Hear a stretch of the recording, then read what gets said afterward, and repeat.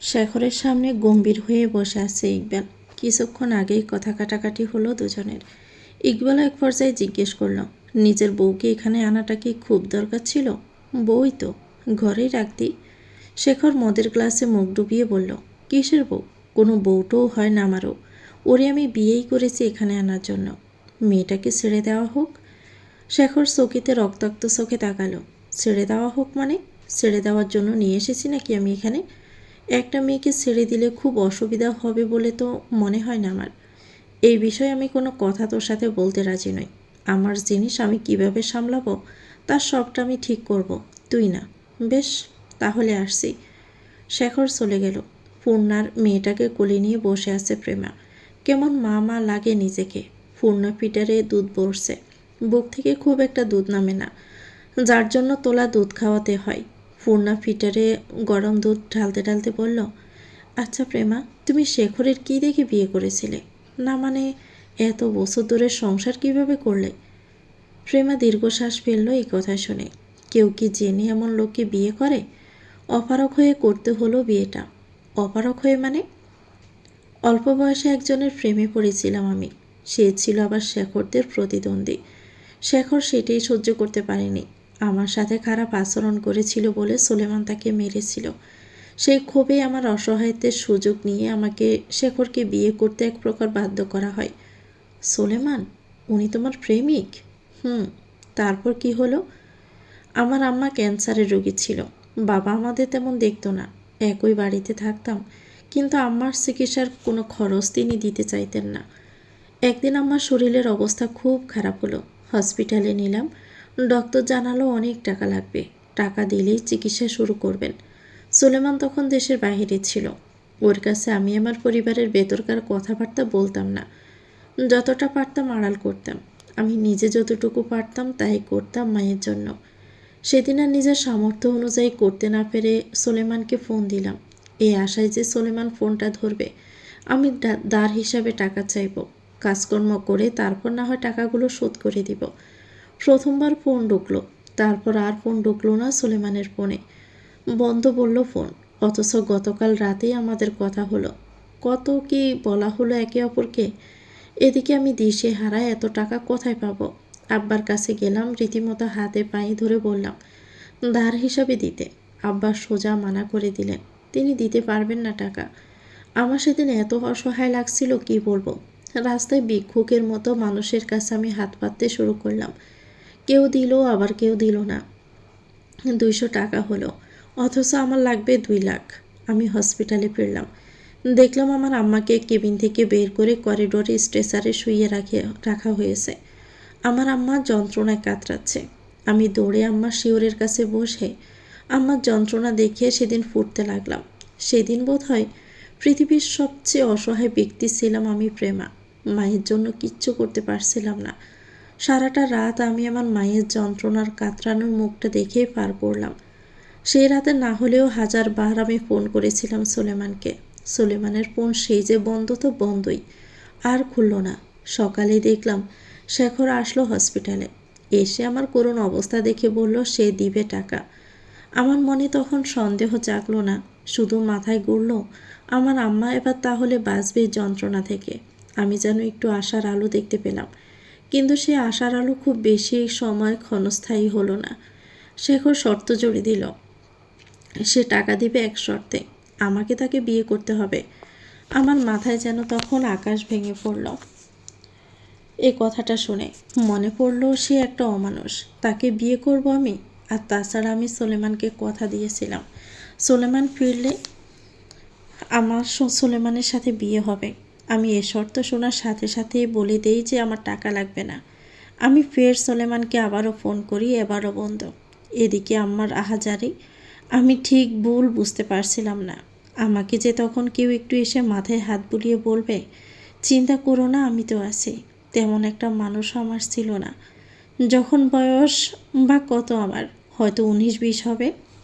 শেখর ফের বলতে লাগলো, তুমি রাজি হতে যত দেরি করবে তোমার আম্মা তত কষ্ট পাবে, চিকিৎসা পাবে না। অবশেষে যন্ত্রণায় কাতরাতে কাতরাতে মারা যাবে। আমি সুলতান বাড়ির দিকে ছুটলাম। যদি ইব্রাহিম ভাইকে পাই তাকে বলবো। বাসা চাচাকে বলবো, সে যতই আমাকে অপছন্দ করুক, বাইস্তার জন্য হলেও তো সাহায্য করবে আমাকে। তাদের থেকে সাহায্য নিব। সুলেমানকে জানাতে বলবো। সুলেমান জানতে পারলে ঠিক চলে আসবে ছুটে পাগলের মতো। কিন্তু সুলতান বাড়ির ভিতরে আমাকে ঢুকতে দেওয়া হলো না। সুলতান নিবাসের গেট থেকে আমাকে তাড়িয়ে দিল দারোয়ান। বলা হলো বাড়িতে কেউ নেই। আমি ঘন্টার পর ঘন্টা দাঁড়িয়ে থাকলাম, কেউ আসলো না। অগত্যা যখন দেখলাম এক শেখর ছাড়া আমাকে সাহায্য করার আর কেউ নেই, তখন আমি শেখরের সব শর্তে রাজি হয়ে গেলাম। শেখর সেই কথা শুনে 2 লাখ টাকা বের করে আব্বার হাতে দিয়ে বলল চিকিৎসা শুরু করার জন্য। আমি অবাক হলাম, কি আশ্চর্য, টাকাগুলো আব্বার কাছে কেন দিচ্ছে? হসপিটালে দিয়ে আসতে বললাম শেখরকে। শেখর জানালো আব্বা নাকি দিয়ে আসবে। আমাকে বিয়ের জন্য প্রস্তুতি নিতে বলল। আমি আম্মার সাথে দেখা করতে চাইলাম। বাড়ি থেকে আমাকে বের হতে দিল না। আমি জিজ্ঞেস করলাম আম্মার চিকিৎসা হচ্ছে তো? শেখর জানালো হচ্ছে, অথচ আমার হৃদয়ে মানতে নারাজ। সেজন্য আমাকে নিয়ে শেখর হসপিটালে গেল। কেবিনের বাহির থেকে দেখলাম আমার আম্মার মুখে মাস্ক লাগানো। দেখে মনে হচ্ছে চিকিৎসা চলছে পুরোদমে। ভিতরে যেতে চাইলাম, শেখর যেতে দিল না। দেখতে দিয়েছে এটাই নাকি অনেক। বাড়ি নিয়ে আসলো। এদিকে আমার ফোনটা কোথায় জানি না। ফোনের কথা আমার মাথাতেই নেই। আমি শুধু তখন আম্মাকে নিয়ে ব্যস্ত। বিয়ের বেনারসি আনা হলো। পড়ার সাথে সাথে মনে হলো আমি কাফনের কাপড় পরলাম যেন অগ্রিম। মনে পড়ল সুলেমানের ফিরে এসে যখন দেখবে আমি আর তার নেই, তখন কি হবে? ছেলেটা অনেক ভেঙে পড়বে, আমাকে ঘৃণা করবে। করবেই তো। এই ছেলেটাকেই তো আমি ভালোবাসা শেখালাম। আমি দারোয়ান চাচার কাছে ছুটে গেলাম। চাচা থেকে ফোনটা নিয়ে সুলেমানের নাম্বারে কল করলাম, ঢুকলো না। আমি বাসা চাচার নাম্বারে কল করলাম। চাচা ফোন রিসিভ করলো। আমি জানালাম আমার বিয়ের বিষয়টা। চাচা জানালো সে সুলেমানকে খবরটা পাঠাচ্ছে। আমি সুলেমানের অপেক্ষা করতে লাগলাম। যদি এসে যায় আমি চলে যাব লোকটার সাথে। এদিকে কাজী চলে এসেছে। আমার মুখ দিয়ে তখন কবুল বের হচ্ছে না। ভিতরে ভিতরে আমি চিৎকার করে সুলেমানকে ডেকে ডেকে মরে যাচ্ছি, অথচ সুলেমান আসছে না। আমার চিৎকার পুরাচ্ছে না। আমার আত্মচিৎকার সেদিন কেউ শুনতে পারেনি। চোখের জল নিয়ে আমি পরিশেষে সুলেমানের জন্য অপেক্ষা শেষ করে নিজের জীবনটা নরকে পরিণত করার জন্য অন্য কারো হয়ে গেলাম। সুলেমান কি তাহলে আসেনি? প্রেমার চোখ তখন জলে টাইটম্বর, মুখে রয়েছে হাসি। হাসির মানেটা ঠিক বুঝতে পারল না পূর্ণা। এসেছিল তো সুলেমান, কবুল বলার শেষ বিদায়ের সময় এসেছিল। তখন কি হলো? সুলেমানকে কি বলেছিলে? শেখর যা যা শিখিয়ে দিয়েছিল তোতা পাখির মতো আমি তাই বলেছি। সুলেমানের অবর্তমানে আমি শেখরের সাথে সম্পর্কে জড়িয়েছি। সুলেমান সেসব শুনে মারতে এসেছিল আমাকে ঠকবাজ বিশ্বাসঘাতক বলেছিল। সেই সাথে বারবার বলছিল বিয়ে হয়ে গেছে, ওকে ফাইন, কোনো সমস্যা নেই, ডিভোর্সের ব্যবস্থা করবে। তারপরও যেন আমি তার হয়ে থাকি। আমার চিৎকার করে বলতে ইচ্ছে করছিল আমি ঠকবাজ নই, আমি তোমার অপেক্ষায় ছিলাম। তোমাকে আমার সবটা জানানোর সব চেষ্টা করেছি, কিন্তু আমার কথাগুলো, আমার আর্তনাদগুলো তুমি অবধি পৌঁছাতেই পারলো না। কিন্তু বলতে পারলাম না। সেদিন নিজ চোখে দেখলাম আমাকে না পাওয়ার যন্ত্রণা সে কতটা পড়ল। আমাকে না পাওয়ায় কাতরালো, ফুটতে ফুটতে অভিশাপ দিল। আমি প্রেমা যেন জীবনে কখনোই সুখী না হই। আল্লাহর কি রহমত, সুলেমানের অভিশাপ বলে গেল। সেই সুলেমান কি আর জানতে পারেনি তাহলে তোমার এই অবস্থার কথা? না, সে জানে আমি বিশ্বাসঘাতক এক নারী। আমার নিজেরই কান্না পাচ্ছে। না জানি তুমি কিভাবে সহ্য করছো এসব। সুলেমান কি পারতো না খোঁজ নিয়ে সত্যটা জানতে? ওর রাগ খুব ভয়ঙ্কর। একবার কারো থেকে মুখ ফিরিয়ে নিলে তার সম্পর্কে খোঁজা তো দূরে থাক, বাবাও বন্ধ করে দেয়। তোমার আম্মা কি বেঁচে ছিল? হুম, আমার আম্মা সেদিনই মরে গিয়েছিল হসপিটালের করিডোরে কাতরাতে কাতরাতে। আমার জন্মদাতা পিতা চিকিৎসা করায়নি আমার মায়ের, সবটা মিথ্যে ছিল। সেদিন যে দেখলাম মায়ের চিকিৎসা হচ্ছে, ওটা পুরোটাই মিথ্যে। একটা মৃত মানুষের মুখে অক্সিজেন মাস্ক লাগিয়ে রাখা হয়েছিল, যাতে আমি বুঝতে না পারি আমার মা নেই পৃথিবীতে। বুঝতে পারলে যে বিয়েটার হতো না, সেজন্য আমাকে আমার আম্মার কাছে যেতে দেওয়া হয়নি। আমি বোকা, বুঝতেই পারিনি। মায়ের মৃত্যু 4 দিনের মাথায় এই সত্যটা জানতে পারি যে আমার মা নেই। আমাকে মায়ের চিকিৎসার কথা বলে ঠকানো হয়েছে। আমি পৃথিবীতে সব দিক থেকেই হেরে যাওয়া এক নারী। পৃথিবী এমন একটা জায়গা যে পায় সে সব কিছু পায়, আর যে পায় না তার পায়ের নিচের মাটিটুকু হারিয়ে ফেলে। আমি প্রেমা সব হারাইলাম, সুখ হারাইলাম, মানুষ হারাইলাম, হারাইলাম না শুধু দুঃখ। পৃথিবীতে অবশেষে আমি পেলাম একটা অসহায় জীবন, যেখানে মৃত্যুর অপেক্ষা করা ছাড়া আর কিছুই নেই। আচ্ছা, সোলেমানের জীবনে তোমার আর কোনো অস্তিত্ব নেই? সেও কি সংসার করছে? হুম, তার জীবনেও এসেছে এক মায়াবতী, রূপবতী, ভাগ্যবতী নারী। আমার সোলেমানের জন্য পারফেক্ট সেই নারী। আমার সোলেমান সুখে আছে তার স্ত্রীকে নিয়ে, অথচ তুমি সুখে নেই। তারপরও আল্লাহকে নিয়ে তোমার কত আশা। যারা দুনিয়ায় সব পেল তারা কত লাকি। শুনেছি হাসরের ময়দানে দুনিয়ায় যারা সব পেয়েছে তারা দেখবে যারা দুনিয়ায় কিছুই পায়নি তাদের জন্য আল্লাহর রহমত আর পুরস্কার। আর সেটা দুনিয়ার সব কিছু পাওয়ার থেকেও বেশি পাওয়া। আমি আল্লাহর দেওয়া সেই রহমত, সে পুরস্কার পাওয়ার অপেক্ষায় আছি। তোমার আল্লাহ যেন তোমায় সব দেয় প্রেমা। আমি তোমাকে যতদিন পারি আগলে রাখার চেষ্টা করব। প্রেমা স্মিত হাসল। পূর্ণার গালে হাত রেখে বলল, আমাকে নিয়ে তুমি ভেবো না পূর্ণা। তোমার মেয়েটাকে নিয়ে ভাবার সময় এখন। তাকে আগলে রাখো, আমার যা হওয়ার হোক। প্রেমা সিমরানকে পূর্ণার কোলে দিয়ে ওপাশ হয়ে শুয়ে পড়ল। পুরনো ব্যথাগুলো তাজা হলো। সুলেমানকে কি শেষবারের জন্য হলেও আর কখনো দেখতে পারবে প্রেমা? তুমি বরং এসো আমার অন্তিম বেলায়। আমি রয়েছি তোমার অপেক্ষায়। তোমাকে দেখেই না হয় আলিঙ্গন করে নিব মৃত্যুকে। কি সৃষ্টিকর্তা, পাবো তো দেখতে তাকে শেষবার? দরজার ওপাশে থাকা ইকবাল এতক্ষণ ধরে সবটা শুনল, তারপর বাড়ি চলে গেল। বাড়ি এসে পায়চারি করতে লাগলো। এমন একটা পবিত্র মেয়ের সাথে এত কিছু ঘটে গেছে। পাপ তো ইকবালও করে, কই কখনো তো অনুতপ্ত জাগেনি নিজের পাপের জন্য। আজ তাহলে কেন অস্থির লাগছে এই অচেনা মেয়ের জীবনী শুনে? কেন ইচ্ছে করছে তাকে মুক্ত করার?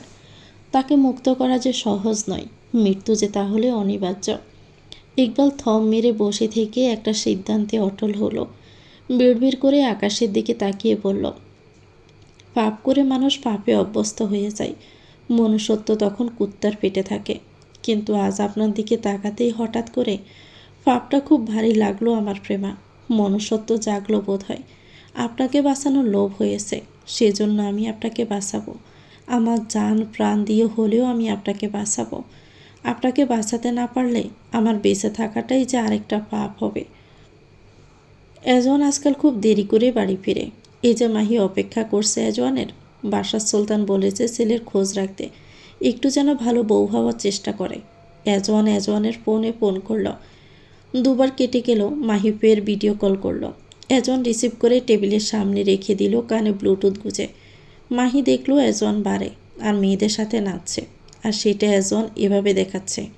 মাহি সিসি করতে বলল, আপনার মতো ক্যারেক্টারলেস ছেলে আর দুটো আমি দেখিনি। ছি, আপনি না উঠতে বসতে বলতেন, তরিকুলের বেটি প্লিজ লাভ মি, প্লিজ ফাক মি, এই তার নমুনা? বাড়ি এসে মেয়েদের সাথে ডলাডলি করছেন। এজওয়ানের কপালে দুবাস পড়লে এই কথা শুনে। मैं करो तो शाला कैरेक्टर ढीला है और तुम करो तो शाली ক্যারেক্টার লয়াল है। মানে মানেটা হলো, তুমি যখন স্বামী থাকা সত্ত্বেও তোমার এক্স প্রেমিক সাফওয়ানকে জড়িয়ে ধরে চোখের পানি নাকের পানি একাকার করে ফেলতে, তখন কি নিজেকে সতী সাবিত্রী ভাবতে নাকি? নিজের বেলায় 16 আনা আর আমার বেলা 4 আনা। ভীষণ বৈষম্য করছো তো তুমি। সেটারই শোধবোধ করছেন নাকি? হু আর ইউ সিস্টার? মাহির দাঁতে দাঁত চেপে বলল, আমি আপনার বউ, সেটাও ভুলে গেছেন? এজন ফোনের কাছে এসে ফোনটা হাতে তুলে নিয়ে বলল, মিথ্যে অভিযোগ দিবেন না সিস্টার, আমি পিওর সিঙ্গেল, আমার কোনো বউ টউ নেই। আপনি আমার মতো একটা হ্যান্ডসাম ছেলেকে দেখে মিথ্যে অভিযোগ দিয়ে গলায় জ্বলে পড়তে চাইছেন। আপনার মতো 12 ব্যাটারি তো কখনোই এজন সুলতানের বউ হতেই পারে না। আপনি আজকে শুধু বাসায় আসুন। বেহায়া অশ্লীল মেয়ে কোথাকার, আমাকে বাসায় ডাকছো কেন? 18+ কিছু করতে চাও নাকি? তাহলে শুনে রাখো মেয়ে, আমি ভার্জিনিটি তোমার হাতে তোমার মতো 13 ব্যাটারিকে দিয়ে নষ্ট করতে চাই না। আমার বউয়ের জন্য তুলে রেখেছি এটা, তাকে দিয়েই নষ্ট করাবো। You go to hell. By the way, বাসায় ফিরে দেখা হচ্ছে, আর সেটাও বেডে। এজন কেটে দিল। সকালে যখন সলিমান ঘুম থেকে উঠে আপাদমস্তক মেহেরিনকে দেখে হোটেল রুমে, তখন গতকাল রাতের কথা মনে করার চেষ্টা করে। আকস্মিক মনে আসে ঝাপসা। গায়ে শার্ট জড়িয়ে মেহেরিনের গায়ে চাদরটা ভালো করে টেনে দিয়ে বিছানা ছেড়ে উঠে দাঁড়ায় দরজায় কলিং বেলের আওয়াজ পেয়ে। দৃঢ় পায়ে হেঁটে গিয়ে দরজাটা খুলতে আকস্মিক এক মেয়ে ঝাঁপিয়ে সোলেমানকে জড়িয়ে ধরতে চাইলে সোলেমান কৌশলে সরে গিয়ে মেয়েটার গলা চেপে ধরে দেওয়ালের সাথে চেপে ধরল। মেয়েটা বুঝতেই পারেনি সোলেমান এমনটা করে বসবে। মেয়েটা উচ্চস্বরে আওয়াজ করতে চাইলে সোলেমান আরও চেপে ধরে গলা। শাসিয়ে হুমকি স্বরে বলল, আমার বউ ঘুমোচ্ছে, ডোন্ট শাউট। মেয়েটার গলা ধরেই সোলেমান দরজার বাহিরে ছুঁড়ে ফেলে দিয়ে বলল, খুবই কাঁচার বাজে প্ল্যান। এরপর থেকে এসব জাঙ্গা ম্যাঙ্গা পড়ে নোটিশে জামার সামনে আসবি না। ন্যাংটা হয়ে গুরুগুরি করলেও আমাকে পটাতে পারবি না, উল্টো বমি চলে আসবে আমার। নওয়াজ সোলেমান সুলতানের বেড একমাত্র তার বউয়ের জন্য উন্মুক্ত, তোদের জন্য পতিতালয় ঠিক আছে। মেয়েটাকে যেভাবে ছুঁড়ে ফেলেছে সোলেমান, তাতে মেয়েটা ভীষণ ব্যথা পেয়েছে। এই ছেলে এভাবে ছুঁড়ে মারলে জানলে তো আসতোই না। সোলেমান মুখের উপর দরজা লাগিয়ে দিল। এখন রাত। সোলেমান মেহেরিনকে নিয়ে বিকেলেই নিবাসে চলে এসেছে। তারা এখন বেলকুনিতে বসে আছে। এজনকে এত রাতে বাড়ি ফিরতে দেখে মেহেরিন তাকালো সেদিকে। লোকটার করা একটা ভুলের মাসুল কিভাবে দিতে হচ্ছে এজনের ভালোবাসা কি মাহি বুঝতে পারবে কোনো দিন? মেহেরিন জিজ্ঞেস করলো, এজন ভাইয়ার মাহি আপুর সম্পর্কে কি কখনো স্বাভাবিক হবে না? জানি না, দেখতে খারাপ লাগে। ভাইয়া কতটা পাগল আপুর জন্য। মেহেরিন, একটা কথা সবসময় মনে রাখবে, মানুষ আসলে আমাদেরকে যেটা দেখায় প্রকৃতপক্ষে সেটা নয়, আর যেটা মানুষ লুকায় সেটাই তাদের আসল রূপ। তাই কারো বাহ্যিক আচরণ কথাবার্তা দেখে তাকে জাজ করে ফেলো না সাথে সাথে। আর মানুষের উপর অধিক নির্ভরশীল হয়ে তাকে নিজের চাইতেও বেশি বিশ্বাস করো না। মানুষ চেনা কঠিন এই পৃথিবীতে। মেহেরিন প্রথমে বুঝল না। সুলেমান আকাশ পানে একবার তাকালো। কি অপূর্ব লাগছে আকাশটাকে। জ্যোৎস্নার আলোয় আলোকিত পুরো নগর। মেহেরিন উৎসুক দৃষ্টি নিয়ে তাকিয়ে আছে সুলেমানের দিকে। সুলেমান একবার তাকালো, তার পরপরই দৃষ্টি সরিয়ে নিল। একটু আগে বলা কথাটার মানে কি বুঝতে পেরেছে মেহেরিন? বোধহয় পেরেছে। সুলেমান স্থির রইল। তার বলা একটা কথাও তো মিথ্যে না, সত্যিই তো বলেছে। সুলেমান ডান হাতটা বাড়িয়ে মেহেরিনকে টেনে আনলো বুকে। এত কেন যে ভালোবাসে মেয়েটাকে সুলেমান? সুলেমান মেহেরিনকে শক্ত করে জড়িয়ে ধরে মেহেরিনের হাতের আঙ্গুলের ভাঁজে নিজের আঙ্গুল ঢুকিয়ে চেপে ধরে প্রশ্ন করার মতো করে গুনগুন করে গেয়ে উঠল। মেহেরিন স্বামীর বুকে মাথাটা ঠেসে পুরো ভর ছেড়ে দিল। মুঠোয় বন্দি হয়ে থাকা হাতের দিকে তাকালো। দৃষ্টি স্থির সেখানেই। সুলতান সাহেব সবসময় মেহেরিনকে ধাঁধার মধ্যেই রাখে। প্রতিটি কথার পেছনে একটা করে ধাঁধা থাকে। মানে উত্তরটা সে বলবে না, উত্তরটা মেহেরিনকেই খুঁজে নিতে হবে, না হয় বুঝে নিতে হবে। রহস্যময় ব্যক্তির যত রহস্যমার্কা কথাবার্তা, মেহেরুনি কি কম নাকি? খুঁজে নিবে ধাঁধার উত্তর। সুলেমানের করা প্রশ্নটার উত্তর মেহেরিন সুলেমানের বাসাটাই পিস করে দিল। সুলেমান হাসল। মেহেরিনের কপালে গাঢ় চুম্বন এঁকে দিল। সুলেমানের কেন যেন মাঝে মধ্যে একজনের কাছে কৃতজ্ঞতা প্রকাশ করতে ইচ্ছে করে। ভাগ্যিস সে ঠকিয়েছিল। ভাগ্যিস মেহেরিন নামের মেয়েটা তার জীবনে এসেছে। সুলেমান মনে মনে আওড়ালো, মেহেরিনের জন্য হলেও আমি তোমাকে ক্ষমা করে দিব প্রেমা। এজন রুমে ঢুকে দেখলো মাহি সোফায় বসে আছে। অপেক্ষা করছে নাকি এজওয়ানের? এজন শীষ বাজাতে বাজাতে ঢুকলো। সবেই চোখটা লেগে এসেছিল মাহির। এজওয়ানের শীষের শব্দ শুনে তাকালো। এসেছেন তাহলে, নোংরা লোক? এজন দাঁড়িয়ে গেল এই কথা শুনে।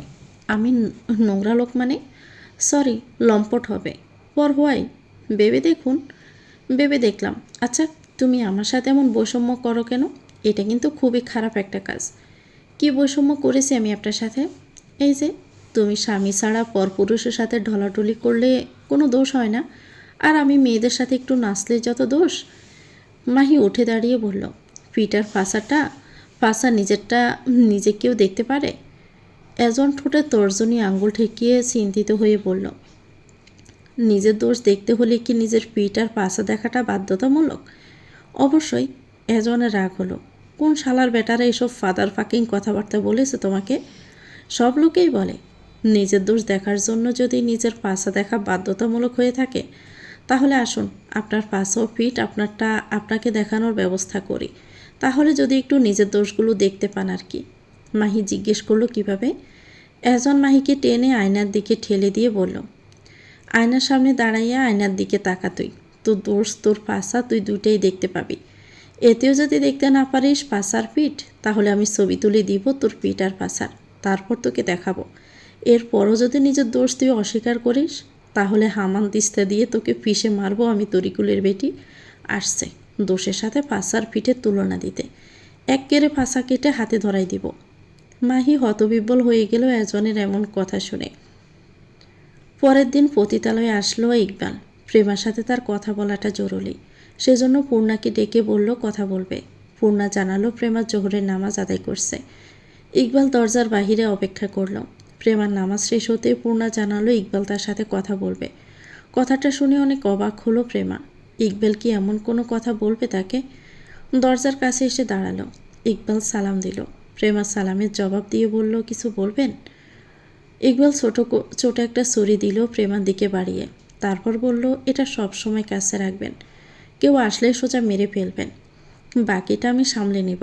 আর হ্যাঁ, আমি আপনাকে খুব শীঘ্রই এখান থেকে বের করব।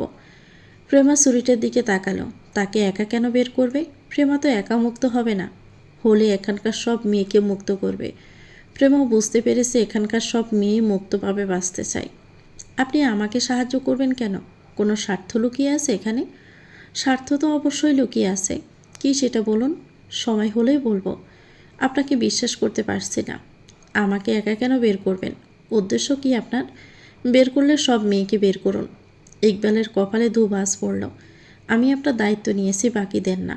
আমি তো নিতে বলিনি আমার দায়িত্ব। মুক্তভাবে বাঁচার অধিকার সবারই আছে, শুধু আমার একার না। আসতে পারেন আপনি, আমার দরকার নেই আপনার সাহায্যর। আপনার কাছে কি আপনার ইজ্জতের কোনো মূল্য নেই প্রেমা? আমার ইজ্জতের দাম আমার জীবনের চেয়েও বেশি মূল্যবান।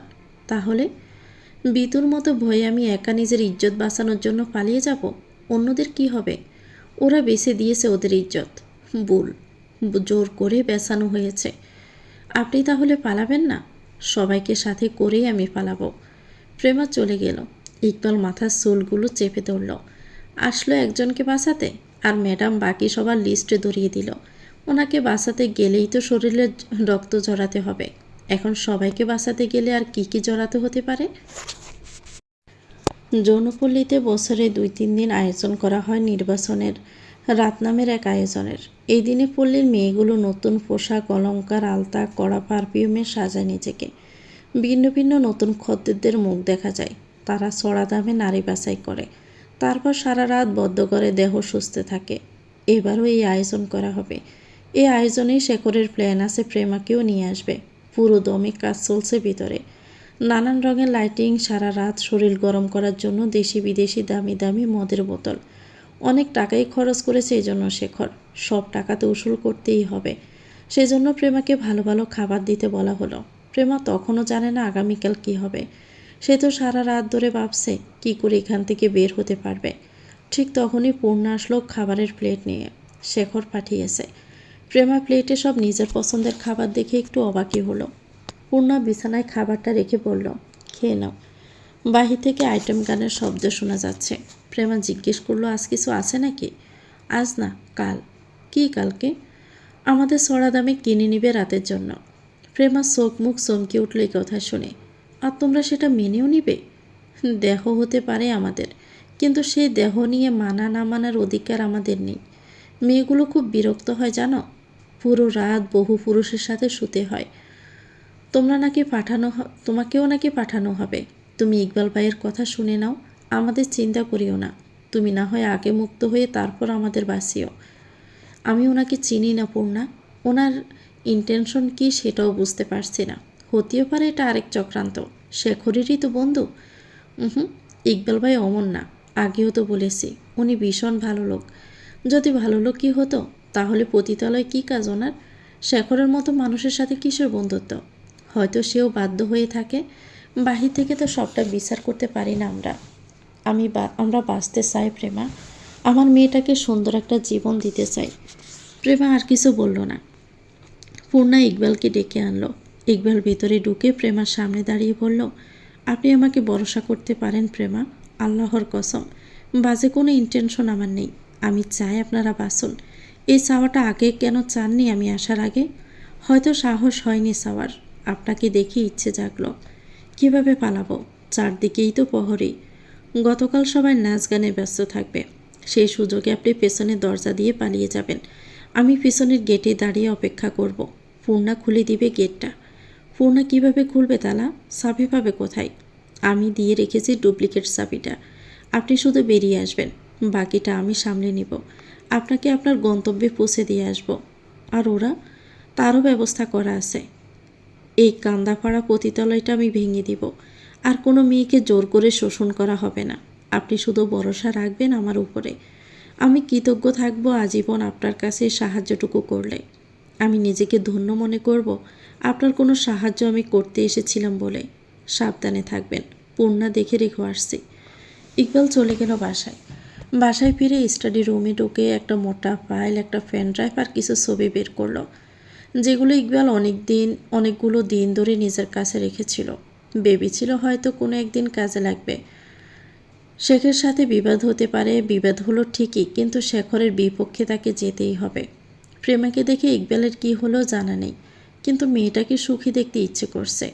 এত কষ্ট পেয়েছে ছোট থেকে।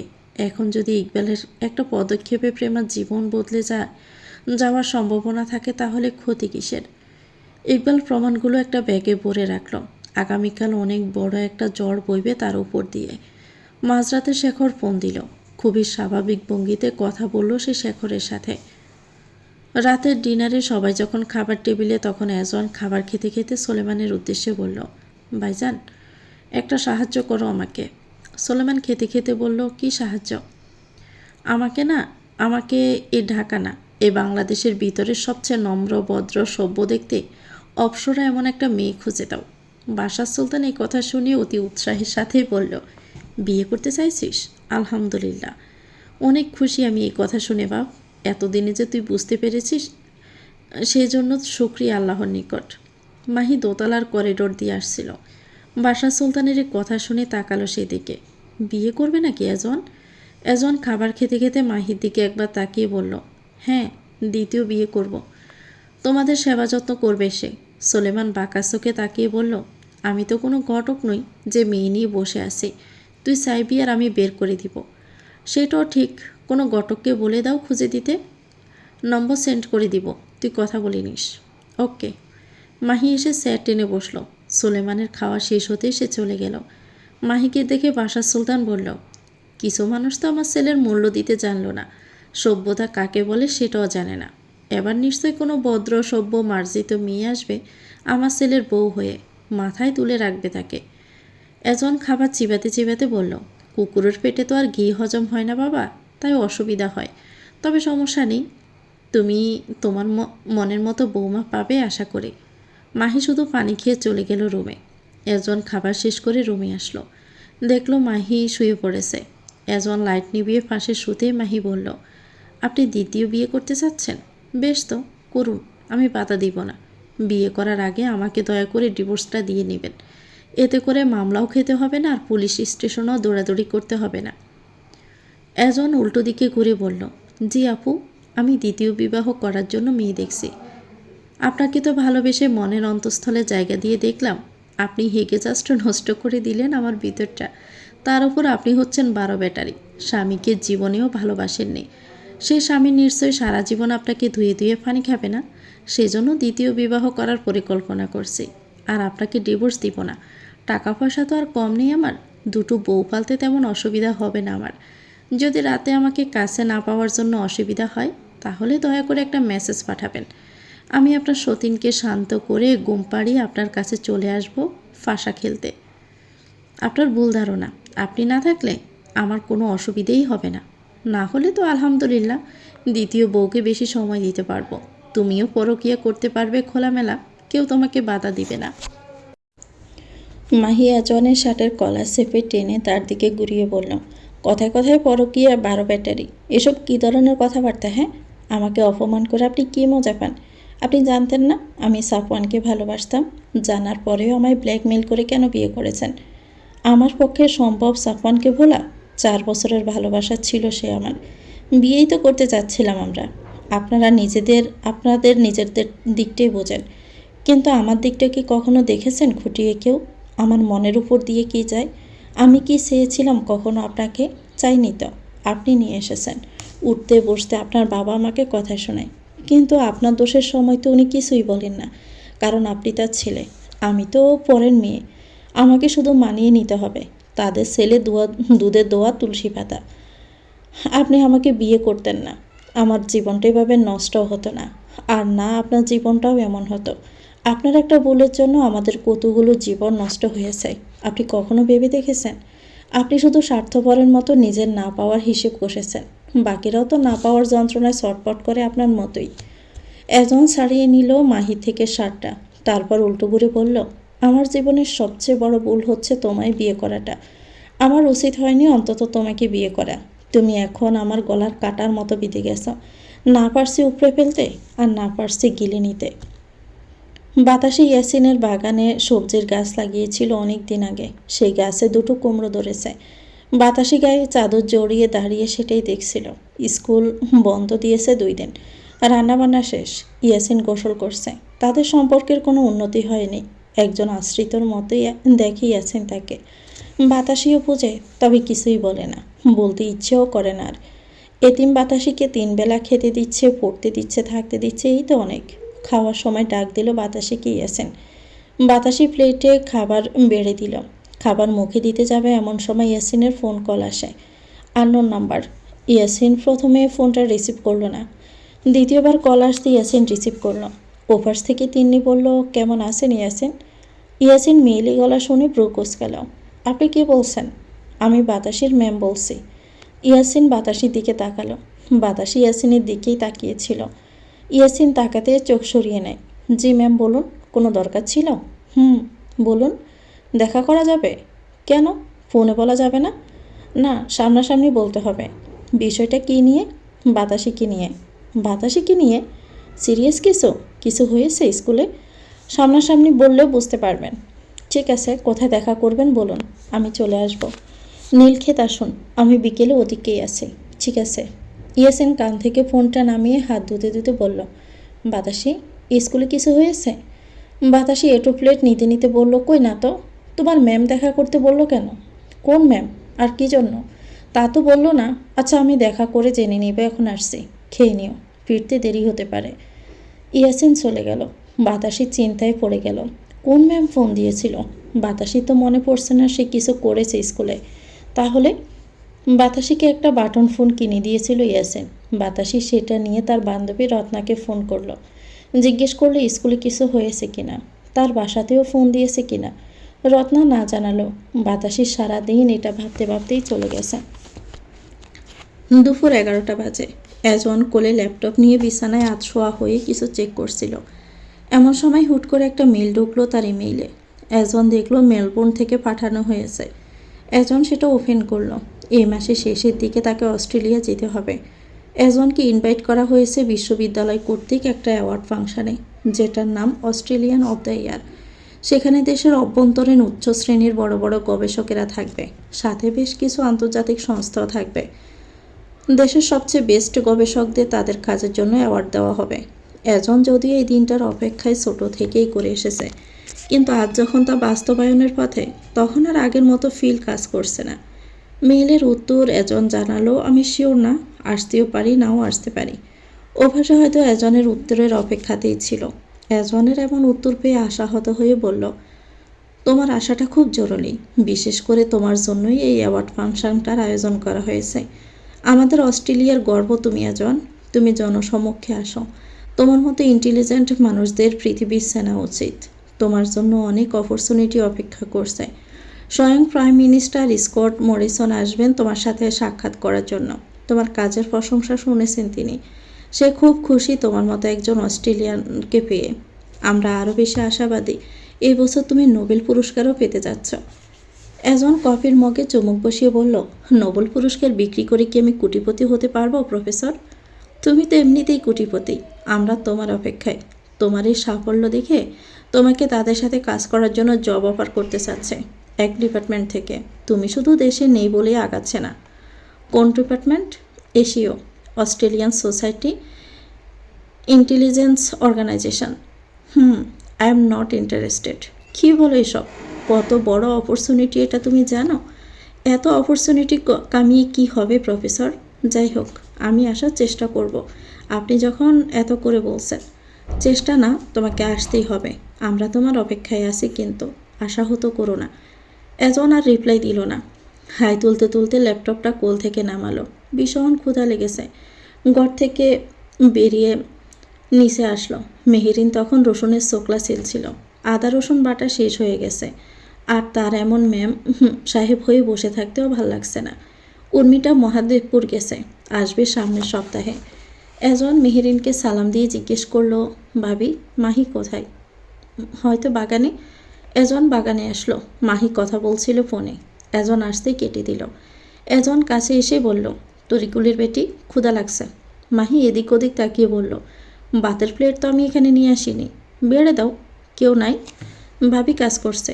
আর তুমি আমার বউ, অন্য কেউ আমাকে কেন বেড়ে দিবে? আমি রফিকের কথা বলছি। রফিক হয়তো বাজারে গেছে। মাহি ভিতরে আসলো। খাবারের প্লেট উঁচু করে দেখলো সব অল্প অল্প করে বেঁচে আছে খাবার। এজন তো আবার এসব খাবার খায় না। এজনের দিকে তাকিয়ে বলল, খাবার তো নেই। না থাকলে রান্না করে আনো। কি রাঁধবো? আমি ডিম, নুডলস, পাস্তা এসব ছাড়া আর কিছু পারি না। মেহরিন সেই কথা শুনে বলল, আমি করছি রান্না। কি খাবেন ভাইয়া বলুন। এজন বাধা দিয়েই বলল, না ভাবি, আপনি কেন রাঁধতে যাবেন? আপনি যথেষ্ট করেন, কিন্তু ও একটা কাজও করে না। আমি কিছুই বলি না, আমার পরিবার কিছু বলে না দেখে কেউ বলে গেছে ও এবারের বউ? এতগুলো দিন হয়ে গেল, রান্নাটাও শিখতে পারলো না। কেমন বেপরোয়া ব্যবহার। আমার আব্বা তো আর এমনি এমনি কথা শোনায় না মাহিকে। মাহির গায়ে লাগলো কথাগুলো। এসব রান্নাবান্না পছন্দ না মাহির, কখনো করেনি, কেউ শেখায়ও নি, শেখার প্রয়োজনও হয়নি। রান্না করার মতো সময় কোথায় ছিল তার? সে তো এখানে ওখানে ঘুরে বেড়াতো, যার জন্য বাহিরের খাবার খেয়েই সে অভ্যস্ত। আর দেশে থাকলে মোহনা রেঁধে খাওয়াতো। মাহি জানতে চাইল, কি খাবেন বলুন, আমি রান্না করে আনছি। এজনের পেট ফেটে হাসি বেরিয়ে আসতে চাইল, কিন্তু হাসলো না। হাসি চাপিয়ে বলল, এখন যেহেতু দুপুর, তাহলেই তুমি বরং বাঙালি খাবারের আয়োজন করো, মাছ, মাংস, ডাল ভাত। মাহি ভেবেছিল এজন হয়তো সিম্পল কিছু খেতে চাইবে, কিন্তু এ তো অনেক আইটেম খেতে চাইল। মাহি ফোনটা নিয়ে চলে গেল রান্নাঘরে। ফ্রিজ খুলে ইলিশ মাছ আর মাংস ভেজালো। তারপর পেঁয়াজ মরিচ কাটতে লাগলো। মেহরিন রান্নাঘরে যেতে চাইলে এজন বলল, যায়েন না ভাবি, ওকে করতে দেন ওর মতো। আপুর কষ্ট হবে তো। আপু রান্নাবান্না করতে পারে না, তেল ছিটে আসবে, হাতও কেটে ফেলবে। আপনিও তো রাঁধেন, আপনারও তো কাটে। আপনি সইতে পারলে মাহিরও পারা উচিত। আপু তো এসবে অভ্যস্ত না। আমি তো অভ্যস্ত রান্নাবান্না করে। আন্টি শিখিয়েছে আপনায়? আপু আম্মু দুজনেই শিখিয়েছে। আম্মু অসুস্থ থাকলে আমি আপু মিলেমিশে রান্না করতাম সেদিন। আপনার আব্বা মানুষটা অনেক ভালো ভাবি। ফাটা কপাল তো আমার। না পাইলাম জীবনের জামাই আদর, না পাইলাম বউয়ের ভালো মুখ, না দেখলাম শাশুড়ি। এই মাইয়ারে বিয়ে করে জীবন আমার তেজপাতা। জীবনে ভালোবাসবে কিনা এই মহিলা আমার সেটাও জানি না। কিন্তু একতরফা আপুকে দোষ দিয়ে কি হবে? দোষ তো আপনারও আছে ভাইয়া। আমি শুনেছি আপুর ভালোবাসাকে আপনি আপুর কাছ থেকে আলাদা করেছেন, জোর করে আপনি বিয়ে করেছেন। তার পক্ষে কীভাবে সম্ভব হবে আপনাকে ভালোবাসার? তার সাথে করা অন্যায়ের বিনিময়ে সাজাটুকুও তো আপনার প্রাপ্য নয় কি? এজন বুঝে গেল মেহেরিন সব জেনে গেছে। ভাইজান বলেছে নিশ্চয়ই। এজন নড়ে চড়ে বসল। এতক্ষণ খোশ মেজাজে কথাগুলো বললেও আবার সিরিয়াস হয়ে বলল, সবে মানলাম ভাবি, দোষ করেছি সেজন্য দোষের সাজা পাচ্ছি। কিন্তু ভাবি, ভালোও তো বাসলাম, তাহলে তার বিনিময়ে কেন আমি ভালোবাসাটা পেলাম না? মাহি কেন আমার ভালোবাসাটা দেখতে পেল না? শুধু দেখতে পেল আমার ভুলগুলো। শালার পৃথিবী তো এখানেও আমার সাথে গাদ্দারি করলো। আপনার ভালোবাসার কাছে হয়তো এই অন্যায়ের ওজনটা বেশি, তাই পাচ্ছেন না। আর ভালোবাসা না পেলে জোর করলে পাবেন, সেটা ভাবাও এক ধরনের বোকামি। আপনিও কি মাহিকে ছেড়ে দিতে বলছেন? তাহলে সবার মতো। শালার সবাই বলে মাহিকে ছেড়ে দাও, ভুলে যাও, কিন্তু কেউ বলে না যাকে একেবারে আত্মায় জায়গা দিয়েছি তাকে শরীর থেকে আলাদা করা কতটা যন্ত্রণার। যেখানে মানুষ আমার চোখের দিকে তাকিয়ে কথা বলার সাহস পায় না, সেখানে আমি মাহির জন্য বাপ ভাই বন্ধু সমাজ সবার অপমান গিলে খাই। আমি মাহিকে ভালোবাসতে অভ্যস্ত হয়ে গেছি, আর মাহি আমাকে অবহেলা করতে করতে অভ্যস্ত হয়ে গেছে। ভালোবাসা আমাদের অসহায় বানিয়ে ফেলে ভাইয়া। ভালোবাসার কাছে আমরা এক অসহায় পরাজিত সৈন্য মাত্র। লোকে বলে ভালোবাসা নাকি মানুষকে শান্তি দেয়, কিন্তু আমি এজন সুলতান বলছি, ভালোবাসা একজন প্রাণবন্ত মানুষকে জীবন্ত লাশে পরিণত করে।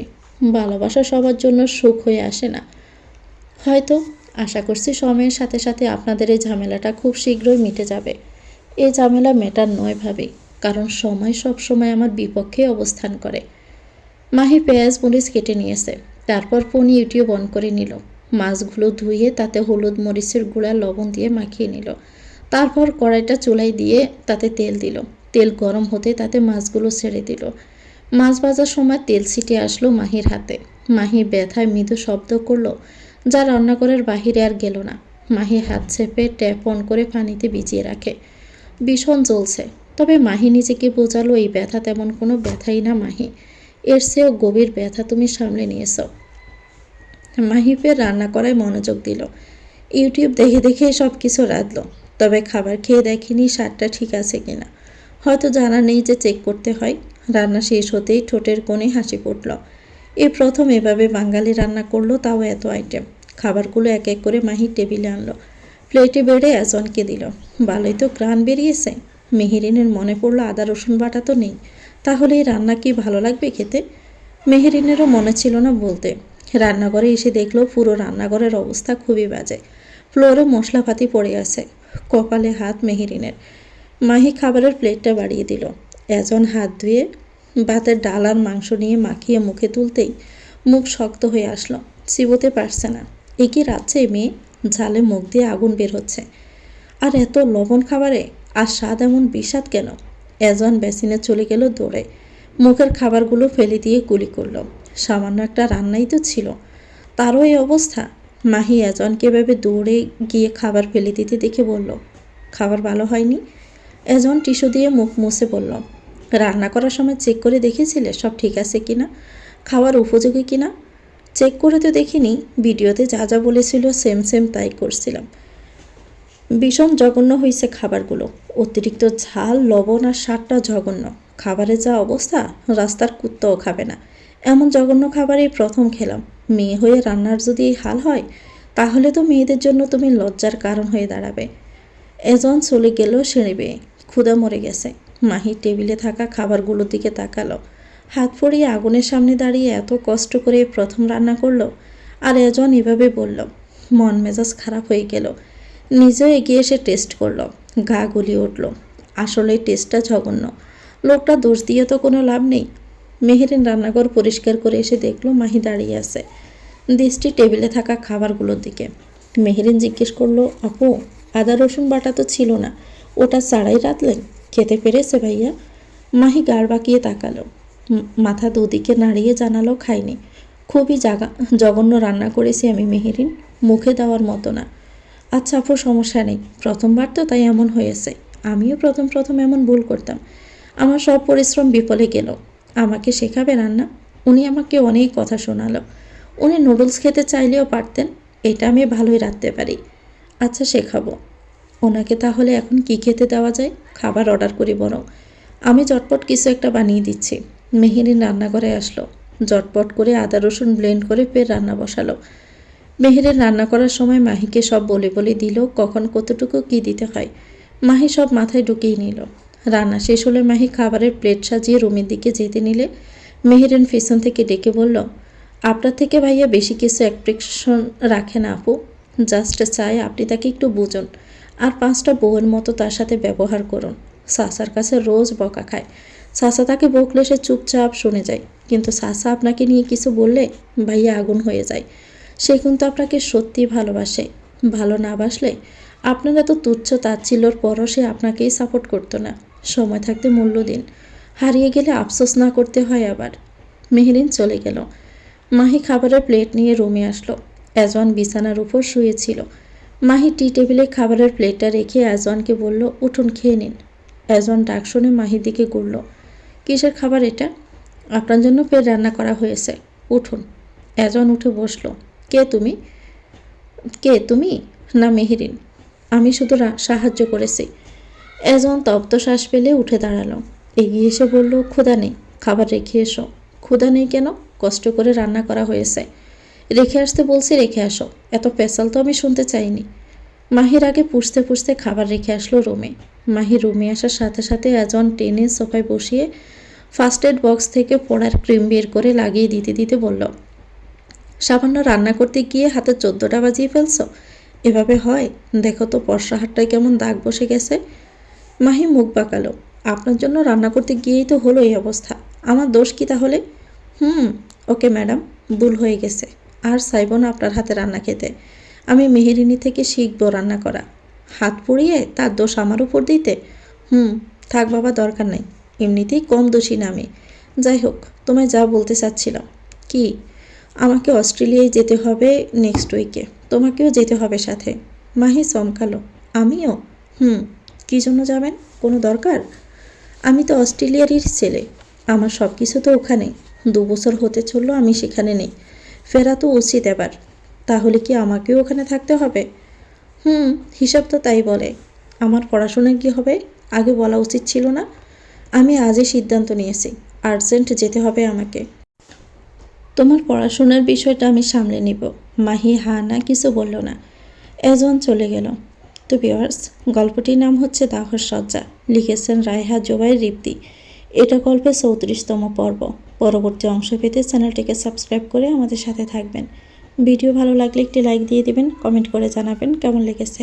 আল্লাহ হাফেজ, আসসালামু আলাইকুম।